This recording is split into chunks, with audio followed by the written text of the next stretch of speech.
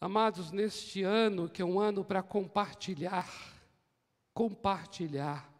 o ano para testemunhar a respeito do Evangelho do Senhor Jesus, o ano para proclamar, para pregar a respeito do Evangelho. Eu gostaria muito, nestes domingos, de compartilhar com os irmãos porções do Evangelho do Senhor Jesus. E orando exatamente como orei aqui agora, para que o Espírito do Senhor venha testemunhar a palavra ministrada, de tal maneira que nós tenhamos uma experiência viva e concreta com este Evangelho. Porque o Evangelho do Senhor Jesus não é apenas uma transmissão de conhecimento, não é apenas uma transmissão de informações. O Evangelho do Senhor Jesus é vida, vida que é ministrada em nossas vidas. É poder de Deus para a salvação de todo aquele que crê. O Evangelho do Senhor Jesus não é cristianismo. Eu gostaria muito que nesses dias nós pudéssemos fazer a diferença entre cristianismo e Evangelho do Senhor Jesus. Quando eu digo a palavra cristianismo, eu estou me referindo a mais um ismo dentre tantos ismos que existem. Estamos falando de religião, porque cristianismo está na categoria de religião. Mas eu gostaria de dizer a você que o nosso Deus não é cristão. O nosso Deus não é evangélico. A minha oração é que paradigmas tradicionais, religiosos, que são, na verdade, contrários ao Evangelho do Senhor Jesus, esses paradigmas, essas lógicas, sejam demolidas, destruídas, reduzidas a pó, em nome do Senhor Jesus Cristo. E nossas vidas sejam libertas, saradas pelo poder do Evangelho. Amém?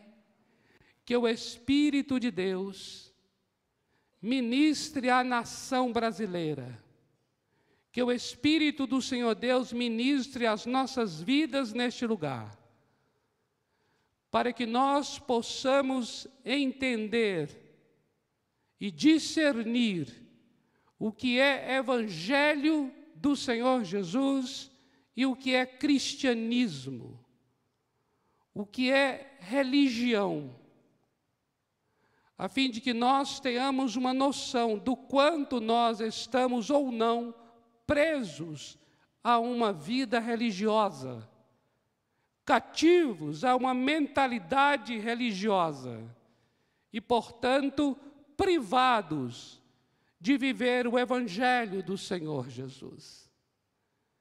Eu oro para que o nosso Deus nos traga esse entendimento e o Espírito do Senhor Deus nos ajude, nos auxilie, coopere conosco, testemunhando, testificando, assinando embaixo com a sua unção. Amém?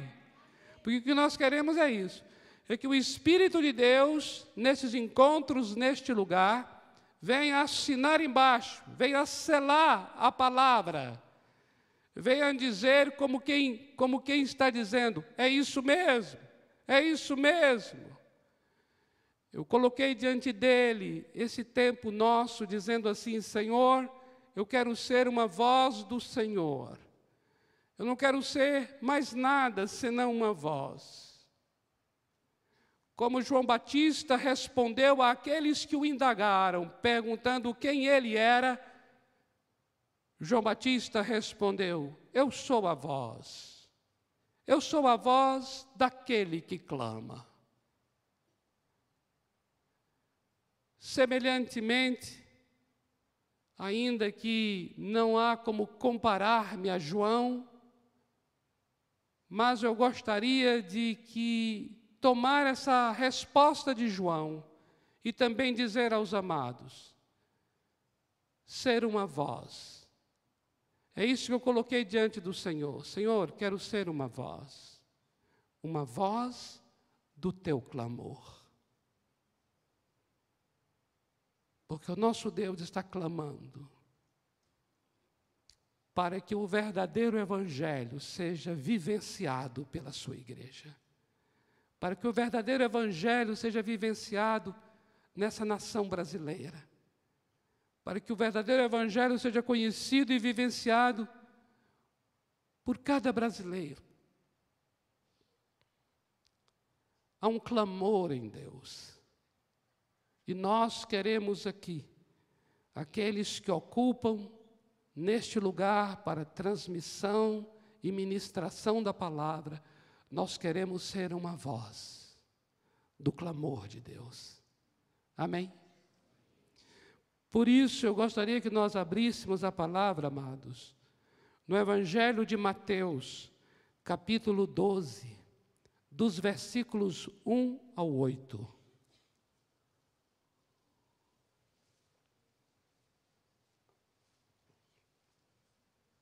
Mateus, Evangelho de Mateus, capítulo 12,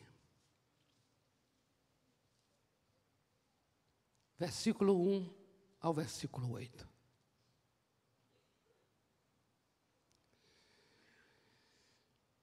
Por aquele tempo, em dia de sábado, passou Jesus pelas searas. Ora, estando os seus discípulos com fome, entraram a colher espigas e a comer. Os fariseus, porém, vendo isso, disseram-lhe: eis que os teus discípulos fazem o que não é lícito fazer em dia de sábado.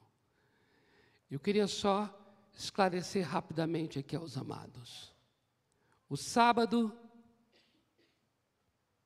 dentro do mundo judaico, faz parte da lei do Senhor, um dia para descanso. Mas é muito bom que a gente entenda uma coisa a respeito de religião. Religião tem uma capacidade absoluta de tomar um mandamento que originalmente é bom e transformá-lo num peso quase que insuportável de carregar. Religião tem uma habilidade de transformar a leveza numa coisa pesada.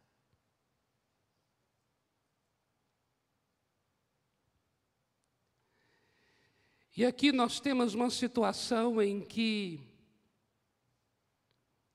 o Senhor Deus estabeleceu o sábado para ser um dia de descanso e nenhum trabalho ser feito.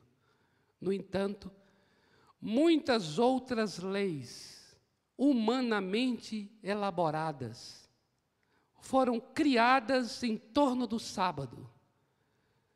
Tantas que foram, que quase se tornou impossível obedecer a esse dia de descanso. Para exagerar um pouco, parecia que era quase impossível, era quase que não se deveria respirar no sábado. Porque respirar era um trabalho do corpo. Eu sei que eu estou caricaturando aqui, mas é mais ou menos para você ter uma ideia quantas leis humanas foram criadas em torno desse dia, de tal maneira que o dia que deveria ser para descanso tornou-se um dia pesado. O que deveria ser para um dia agradável tornou-se um dia que ninguém queria que se aproximasse e chegasse o dia.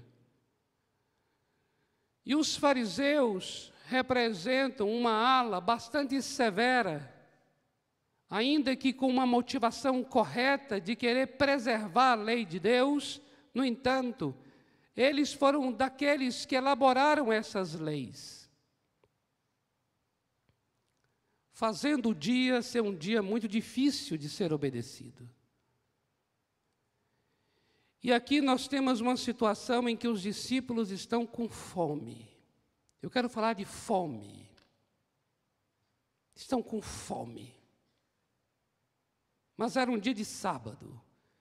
E eles foram pegar espiga de milho. Era sábado. Amados, fome não liga muito para dia, não. Você sabia disso? Quem tem fome tem pressa.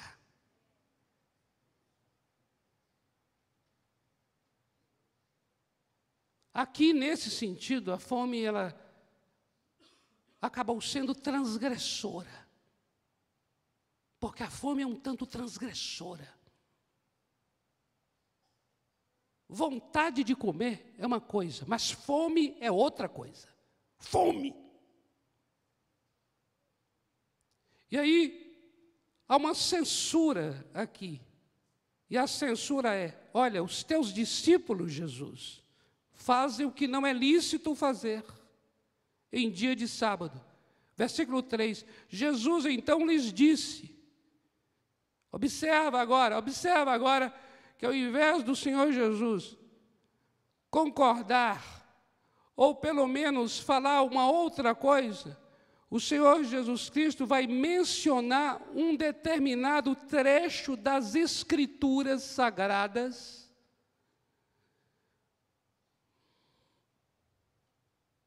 e, portanto, ao mencionar o texto, ele está também invocando um momento tão sagrado o quanto. Porque se o sábado está mencionado nas Escrituras Sagradas, o Senhor Jesus vai agora também mencionar um trecho da mesma Escritura. E agora veja só o que ele diz: não lestes o que fez Davi, quando Davi é o rei Davi, quando ele e seus companheiros tiveram fome.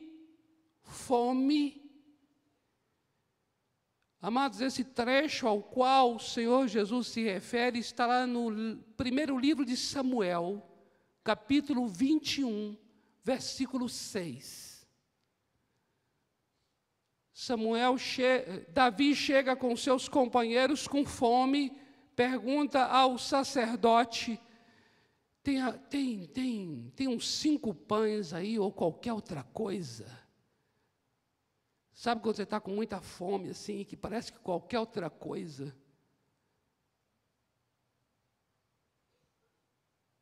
Nessa hora, qualquer outra coisa é gostosa, é necessária. E aí o sacerdote diz: olha, os pães que nós temos aqui são os pães que ficam dentro do santo lugar, sobre a mesa, dentro do tabernáculo, dentro do templo. São pães sagrados, chamados pães da presença. Pães da presença são pães colocados na presença de Deus, e nenhuma outra pessoa poderá comer, senão o próprio sacerdote. E aí veja a resposta do Senhor Jesus, no verso 3. Não lestes o que fez Davi, quando ele e seus companheiros tiveram fome? Versículo 4. Como entrou na casa de Deus e comeram os pães da proposição, pães da presença, os quais não era lícito comer. Não era lícito comer, nem a ele, nem aos que com ele estavam, mas exclusivamente aos sacerdotes.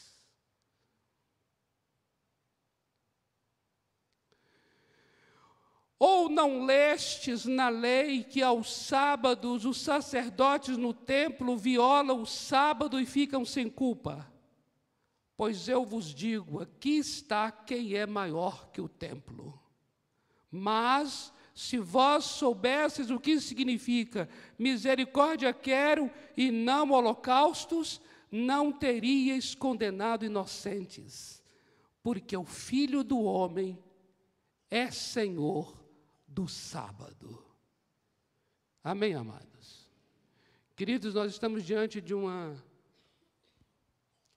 cena, de uma circunstância, de uma situação para a qual o Senhor Jesus responde de uma maneira tal que, para mim, fala profundamente sobre essa natureza do Evangelho. Fala sobre essa essência do Evangelho do Senhor Jesus. A maneira como o Senhor Jesus lida com aquilo que é considerado sagrado.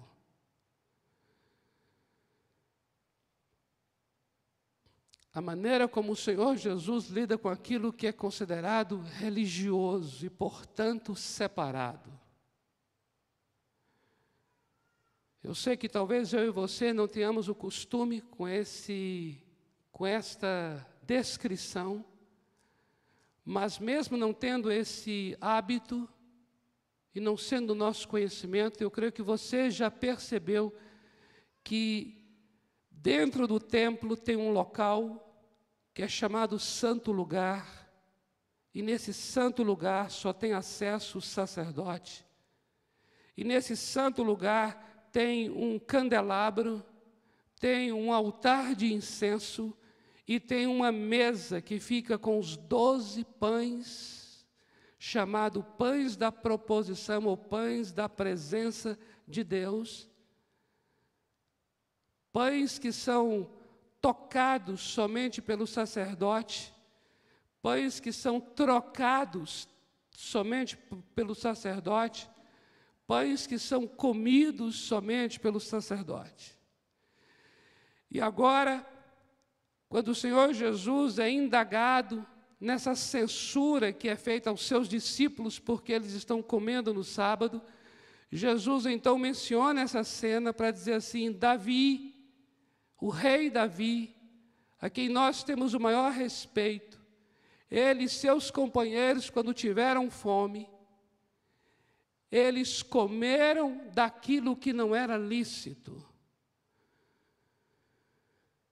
E quando o Senhor Jesus vai começando a falar sobre essa atitude de Davi, aquele momento quando foi dado a Davi e a seus companheiros o pão do que não deveria dar, por causa de uma fome que havia neles. E o Senhor Jesus começa aqui a falar sobre ele ser Senhor do sábado e ele ser maior do que o próprio templo. Para mim, nessa hora, amados, o Senhor está tocando naquilo que é visceral no ser humano. Quando fala de fome, está falando naquilo que é visceral. Está falando daquilo que é das nossas entranhas. Fome não tem religião. Fome não tem credo. Fome não importa qual é a nossa orientação sexual. Fome não importa em que nós acreditamos. Fome não interessa a nossa etnia ou a cor da pele. Fome não interessa qual é a nossa graduação, se somos doutos ou indoutos, se somos pobres ou ricos. Fome não tem nenhum vínculo com gênero. A fome é a fome. Quando o Senhor Jesus está falando sobre uma fome em que eles têm, e por causa dessa fome, acaba de alguma forma, eu coloco entre aspas aqui, transgredindo um mandamento, transgredindo, na verdade, um protocolo, eu começo a entender que a fome, ela é irreverente. A fome é irreverente. E o Evangelho do Senhor Jesus é um Evangelho que vem para aquele que tem fome.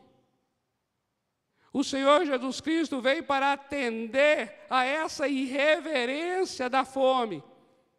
O Senhor Jesus, ele veio para atender essa transgressão da fome. O Senhor Jesus, ele veio para atender esse grito da fome. A fome, ela quebra protocolos. A fome não é protocolar. A fome é um troço visceral. E isso para mim fala do compromisso do Evangelho do Senhor Jesus, que é um compromisso direto com o ser humano, um ser humano que tem fome, um ser humano que tem entranhas, que sente fome. Quando ele aqui está permitindo que os seus discípulos comam num dia que é considerado ilícito, quando ele está mencionando aqui Davi que comeu de pães que não deveria ter comido porque é sagrado, para mim, o Senhor Jesus está colocando o ser humano e a sua fome como o alvo do seu amor, da sua graça e da sua provisão. E o comprometimento do Evangelho é com esse ser humano faminto. Aqui nesta noite, amados, nós todos, não importa que agora o nosso credo, não importa que agora as nossas formações acadêmicas, nessa hora não importa o quanto estamos vinculados a uma determinada religião ou igreja, o que importa é uma fome que está nas nossas entranhas. O que o Senhor Jesus está profundamente interessado é vir e atender essas necessidades viscerais que estão acima da nossa pele, que estão muito além do nosso credo, que estão muito além das nossas decisões e escolhas, que estão muito além das nossas profissões, que estão muito além do lugar onde moramos. O Evangelho do Senhor Jesus é um Evangelho comprometido com um ser humano que tem fome.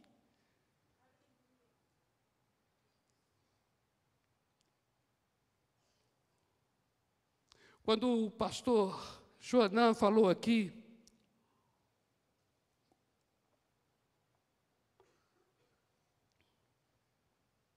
na sua rápida inquietação ali de permanecer aqui, durante o culto, enquanto tinha um rapaz que estava precisando de uma palavra, de uma oração, de um consolo, e Deus o inquietou para ir lá orar.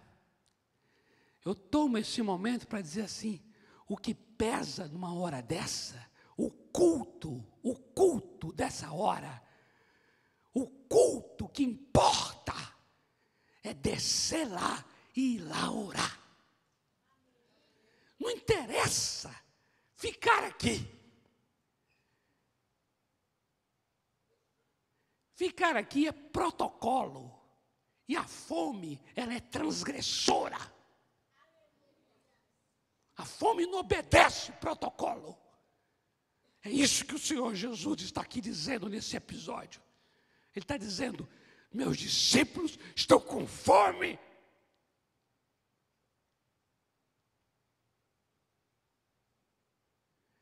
Mas é sábado, não pode comer.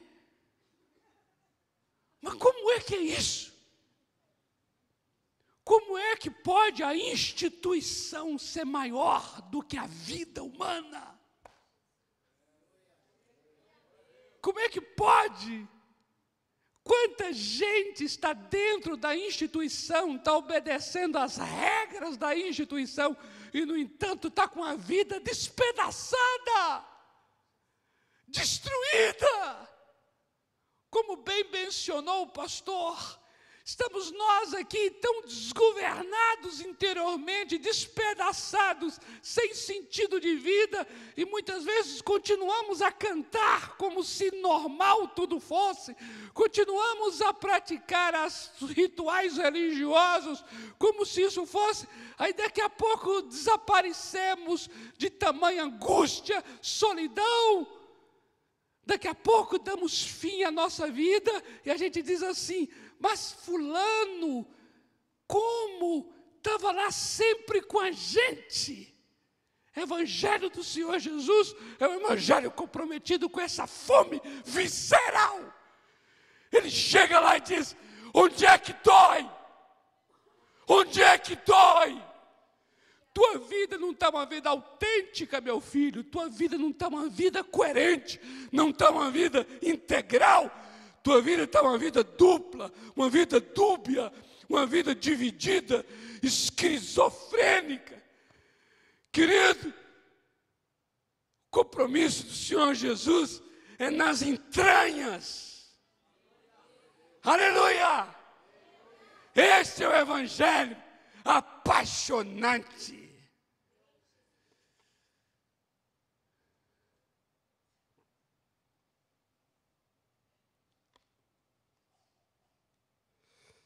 Eu posso estar aqui tão certo religiosamente e tão perdido espiritualmente.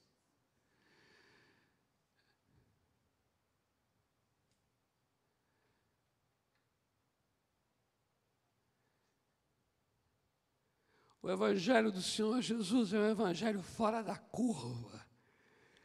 É um evangelho fora da caixa.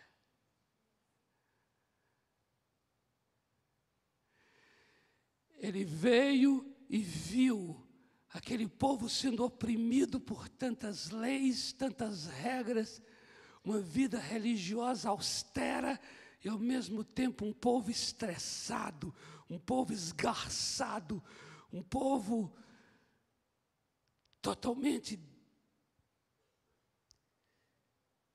dividido interiormente, um povo sem paz no seu interior,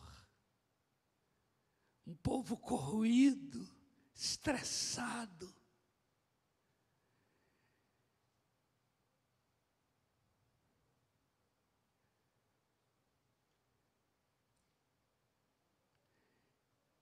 E ele vem a essa pessoa e diz assim: vem a mim, você que está cansado, sobrecarregado de tanta essa vida religiosa tua, vem a mim e eu te aliviarei.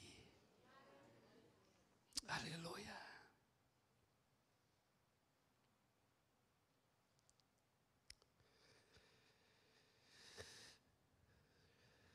Eu queria ler um texto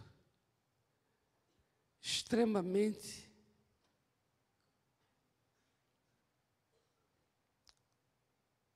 confrontador a respeito das nossas práticas religiosas e a sua total inutilidade quanto às coisas concretas da vida.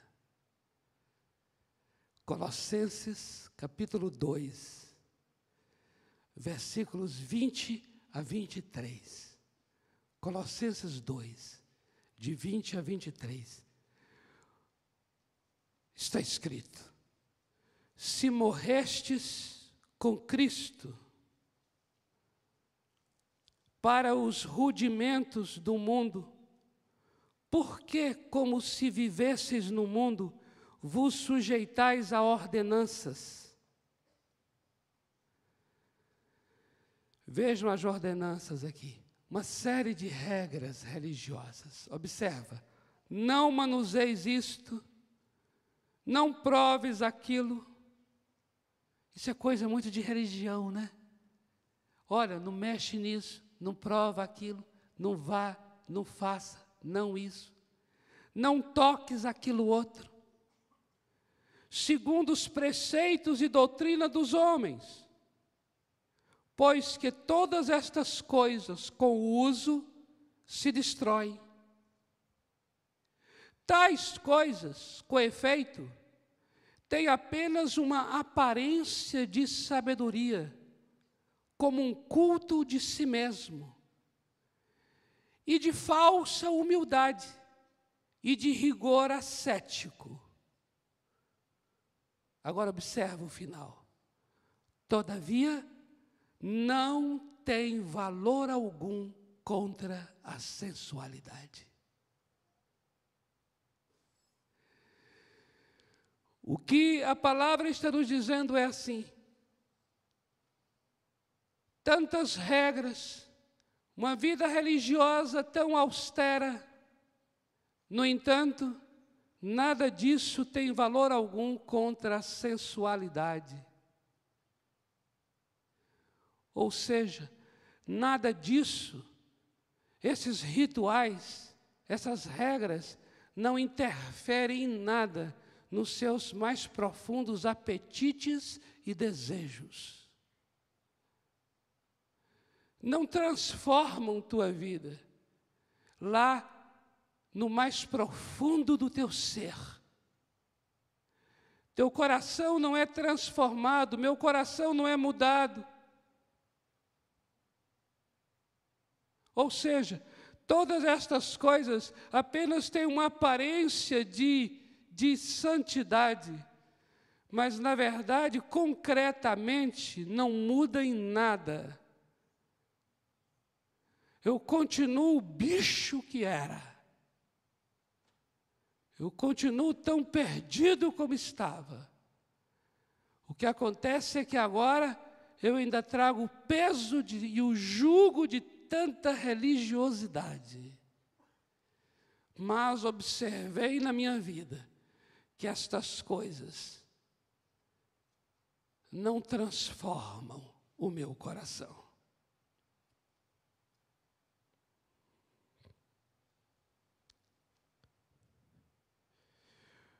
Quando nós lemos Romanos, capítulo 8, versículos 3 e 4,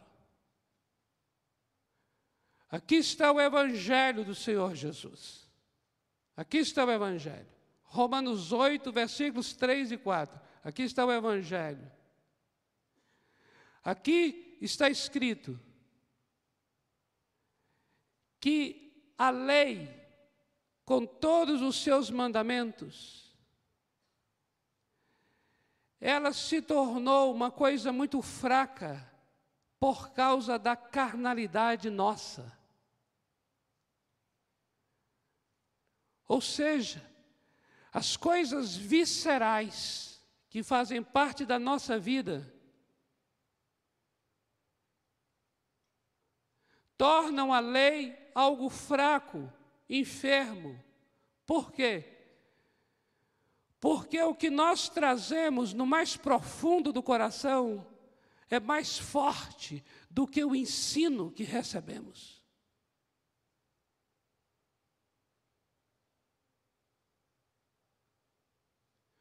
Os nossos anelos, os nossos anseios, os nossos desejos, as nossas buscas,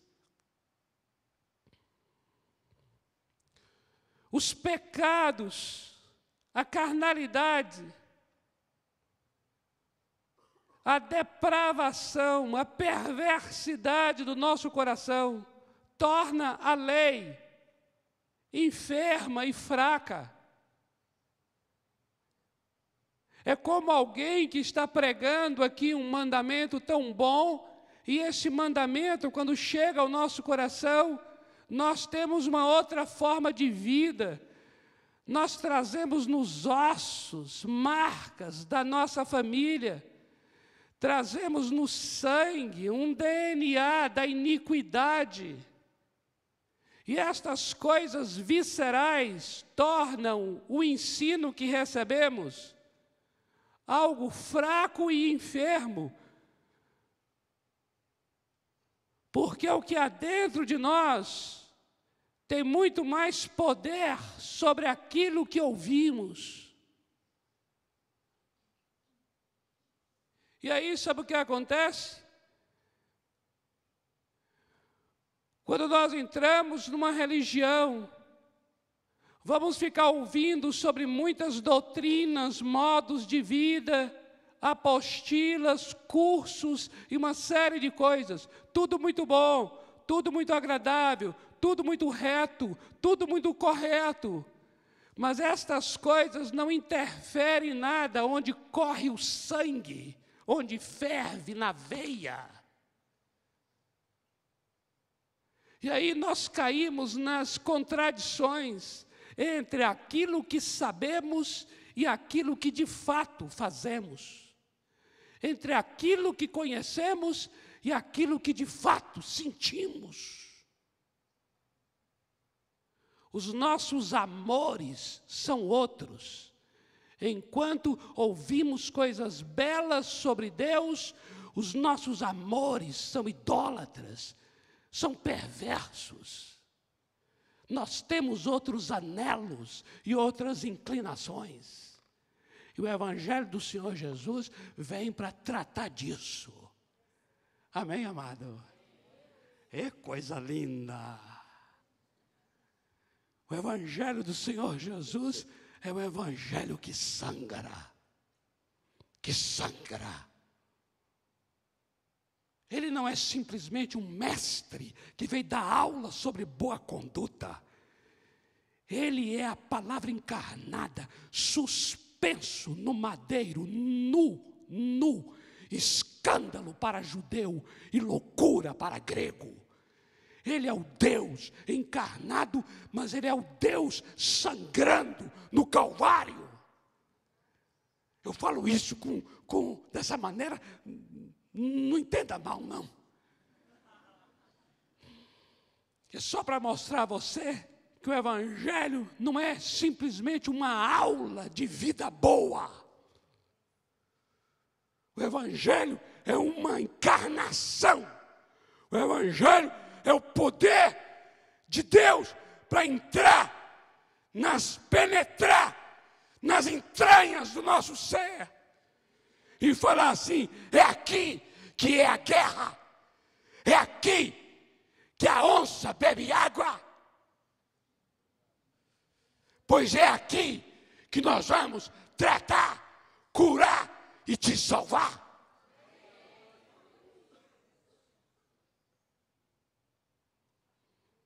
Veja só Romanos 8. Romanos 8, 3 e 4 está dizendo isso.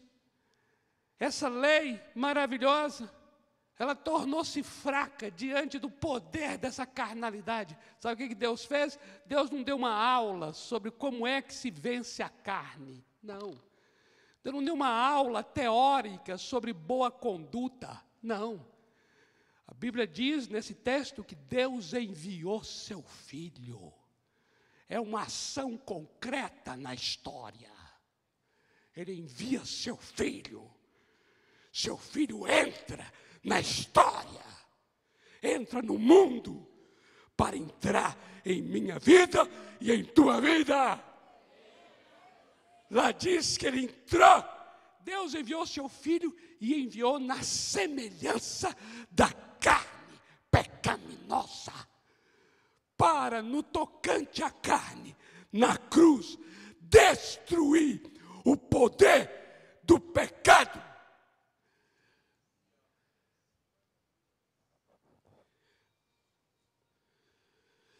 Evangelho não é uma transmissão de conhecimento. Evangelho é uma transmissão de vida. Vida. Vida. Amém, amados? Vamos orar?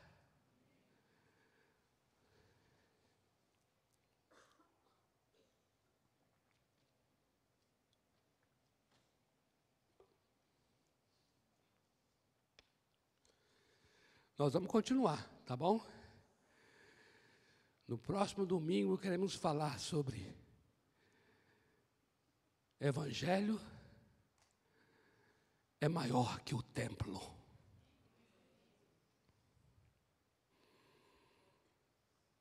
Jesus não cabe aqui. Amém?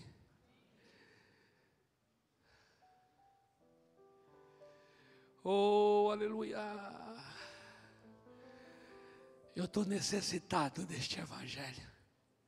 Você está também?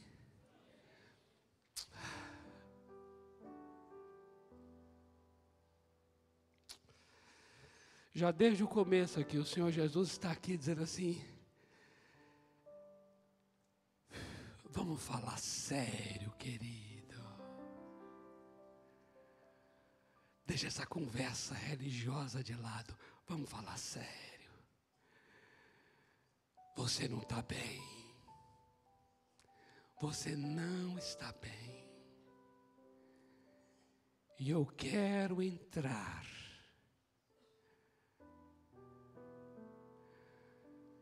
exatamente onde não está bem.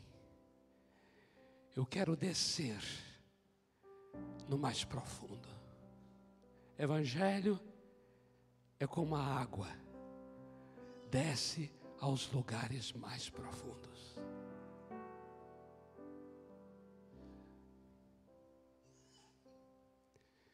Eu conclamo você para a gente tirar essa roupa de cristianismo e nos revestir do Evangelho do Senhor Jesus Cristo.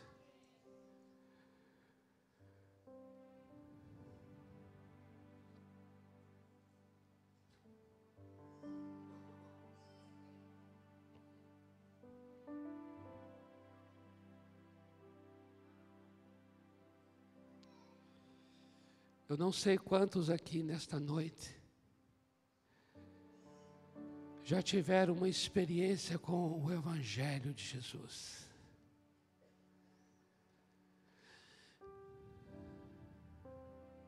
Talvez você se encontrou ou ouviu falar de cristianismo. Ouviu falar de cristianismo. Ou até já tenha participado do cristianismo. Mas você mesmo já percebeu em tua vida as necessidades mais concretas e profundas do teu ser. Elas continuam aí. E aí você diz: agora eu entendo nesta noite o que eu preciso mesmo é deste Evangelho do Senhor Jesus.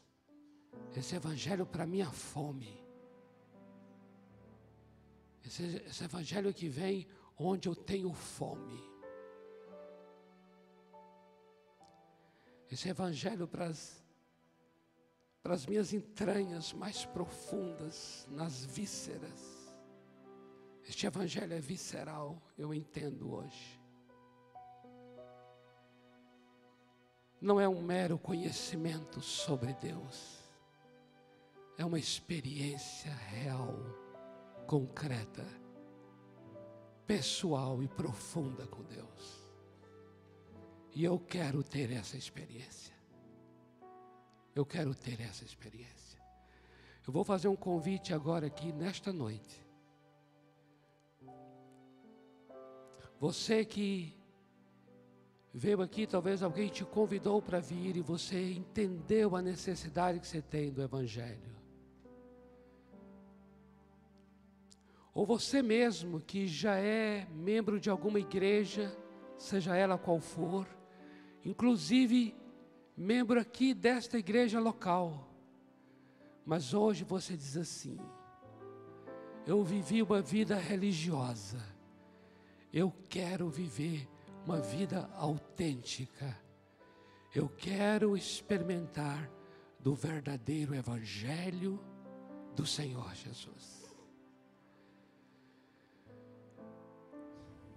Eu quero lhe convidar, se você deseja ter uma experiência visceral com Deus, eu quero pedir que você saia do seu lugar, venha aqui à frente. Nós vamos ministrar esse cântico que nós ministramos aqui sobre não há outro nome. Não há outro nome. Vamos ficar em pé e nós vamos ministrar esse cântico que não há outro nome. Não há outro nome. E enquanto estivermos ministrando esse cântico de que não há outro nome, só o nome de Jesus, eu quero que você saia do seu lugar, venha aqui à frente. E ao sair daí e vir aqui, você vai estar dizendo assim: eu quero ter uma aliança com o verdadeiro Evangelho. Eu quero experimentar. Eu tenho uma fome. É verdade, eu tenho mesmo uma fome. Tem algo dentro de mim que é maior do que qualquer coisa. Eu sou faminto de Deus. E eu quero ter uma experiência real com este Evangelho. Você pode sair daí e vir, que nós vamos orar por você.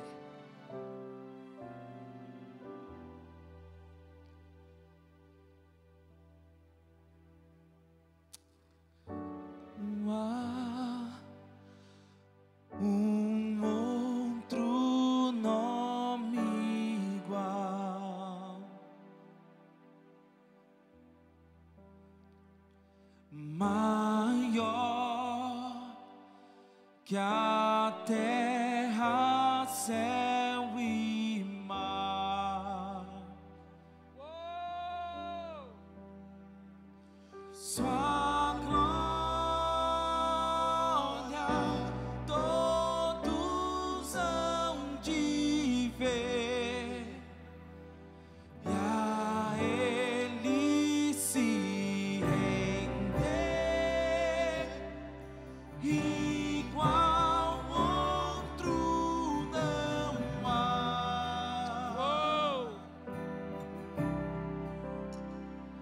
Sua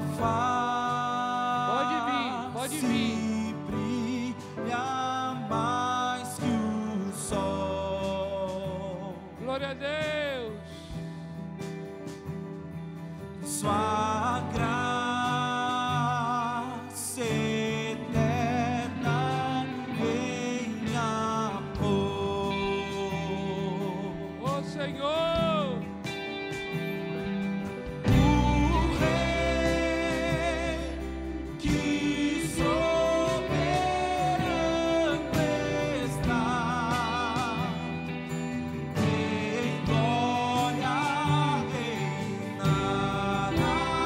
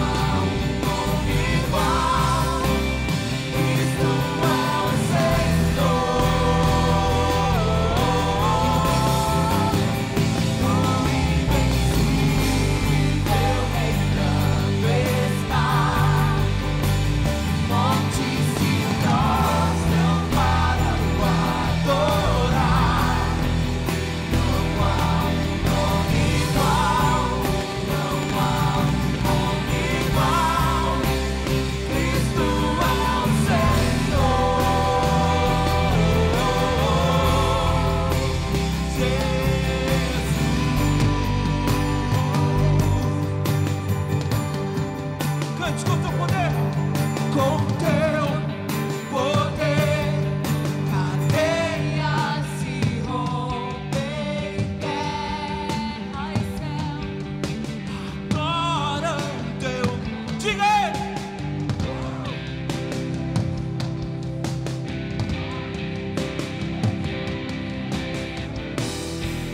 Quem crê, canta mais forte, declara isso.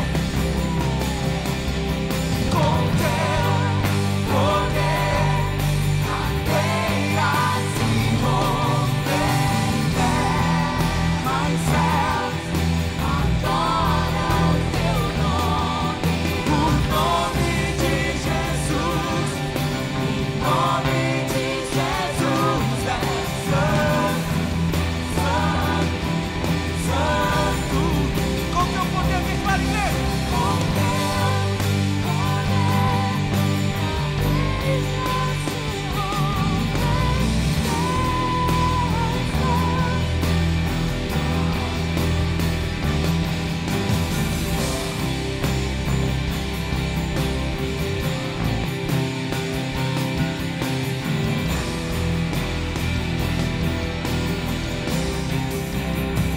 pega o sol.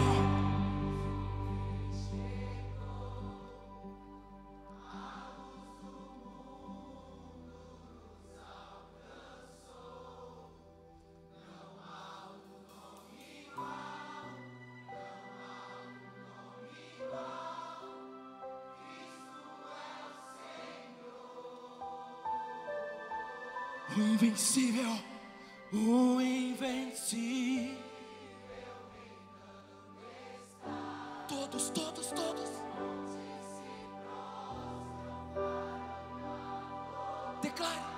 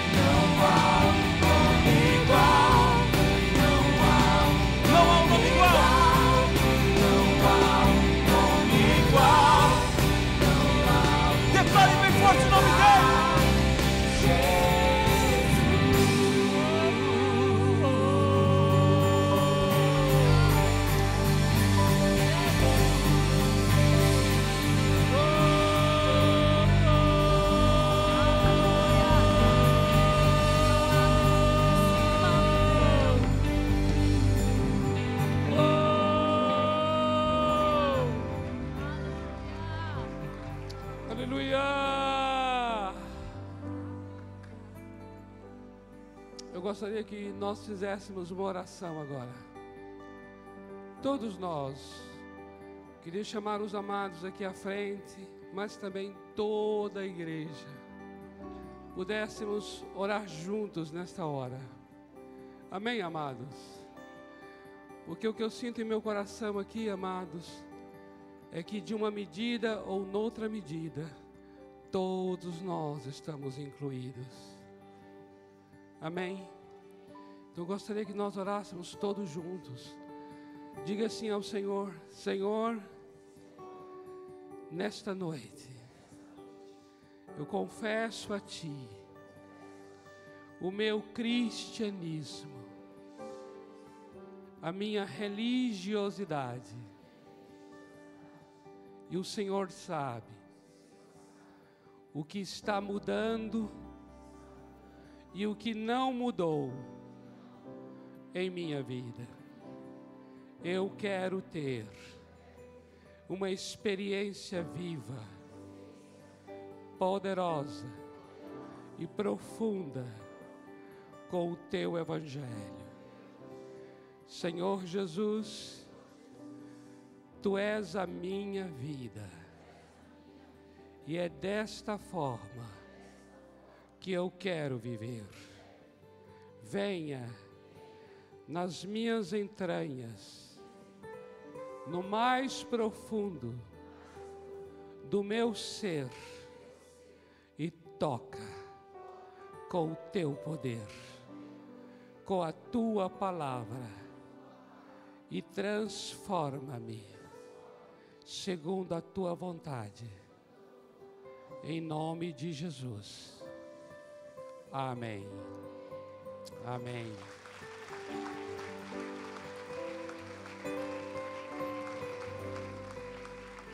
Glória a Deus! Glória a Deus! Antes de você retornar, eu queria fazer uma oração para te abençoar e abençoar a tua semana. Pai amado, em nome do Senhor Jesus,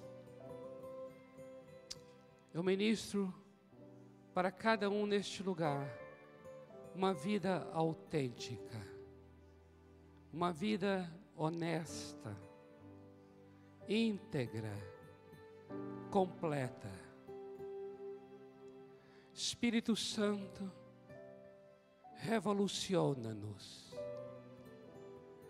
Tudo que é velho seja removido de nós. Todo entendimento que está nos privando de viver o Evangelho do Senhor, Tu tens a liberdade de trocar. Seja derrubada toda fortaleza em nossa mente, toda lógica que nós construímos ao longo da vida, que está nos mantendo cativos. Ministra nesta semana e seja derrubada esta fortaleza. Que o pensamento de cada um de nós seja tomado agora cativo em obediência à palavra do Senhor. Espírito Santo, restaura o Evangelho de Jesus em nossas vidas. Espírito Santo, restaura o Evangelho no meio da igreja. Restaura o Evangelho no Brasil. Toda a religião do Brasil seja derrubada e o Evangelho do Senhor seja restaurado nesta terra. Eu abençoo tua vida para uma revelação de quem é Jesus Cristo. Tua vida será transformada pelo Senhor Jesus Cristo.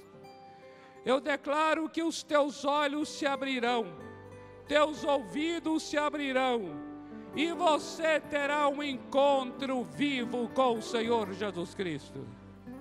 Eu declaro que durante essa semana, seja em sonho ao levantar, seja durante o trabalho, seja dirigindo ou andando, seja lavando os pratos ou tomando banho, seja no escritório ou em casa, na sala ou no banheiro ou no quarto, teus olhos vão se abrir.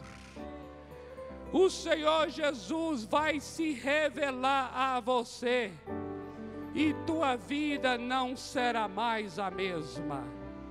Eu declaro o Evangelho do Senhor Jesus vai governar a tua vida, para a glória do Deus eterno. Amém. Aleluia.